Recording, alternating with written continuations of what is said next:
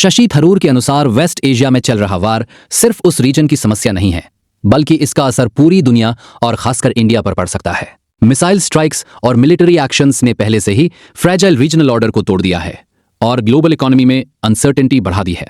International law के हिसाब से भी इस वॉर की लीगैलिटी पर सवाल उठते हैं, क्योंकि किसी देश पर फोर्स का इस्तेमाल सामान्यतः तभी जस्टिफाइड माना जाता है जब वह सेल्फ डिफेंस में हो या यूनाइटेड नेशंस की अप्रूवल हो। थरूर का कहना है कि ईरान न्यूक्लियर इश्यू पर डिप्लोमेटिक नेगोशिएशंस पहले से चल रही थी और उनमें प्रोग्रेस भी हो रही थी, इसलिए मिलिट्री स्ट्राइक्स ने उस डिप्लोमेटिक सोल्यूशन की संभावना को नुकसान पहुंचाया। थरूर यह भी कहते हैं कि हिस्ट्री दिखाती है कि केवल एयर स्ट्राइक्स या बॉम्बिंग से किसी देश में स्टेबल गवर्नमेंट बनाना बहुत मुश्किल होता है। इससे इंफ्रास्ट्रक्चर तो डिस्ट्रॉय हो सकता है, लेकिन नया पॉलिटिकल ऑर्डर बनाना आसान नहीं होता। ऐसी सिचुएशन में अक्सर इंस्टेबिलिटी, पावर वैक्यूम और लंबे समय तक कॉन्फ्लिक्ट पैदा हो जाता है। इसके अलावा इस कॉन्फ्लिक्ट के इफेक्ट्स अब बॉर्डर्स के बाहर भी फैलने लगे हैं।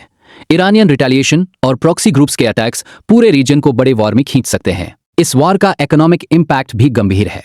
ऑयल प्राइसेस बढ़ रही है और स्ट्रेट ऑफ हॉर्मुज जैसे स्ट्रेटेजिक शिपिंग राउट्स पर टेंशन ग्लोबल ट्रेड और एनर्जी सप्लाई को प्रभावित कर सकता है। इंडिया के लिए यह सिचुएशन और भी सेंसिटिव है, क्योंकि इंडिया अपनी एनर्जी नीड्स का बड़ा हिस्सा गल्फ रीजन से इंपोर्ट करता है और लाखों इंडियंस वहां काम करते हैं। अगर कॉन्फ्लिक्ट बढ़ता है तो ऑयल प्राइसेस, रेमिटेंसेस और इंडिया की इकोनॉमिक ग्रोथ प्रभावित हो सकती है।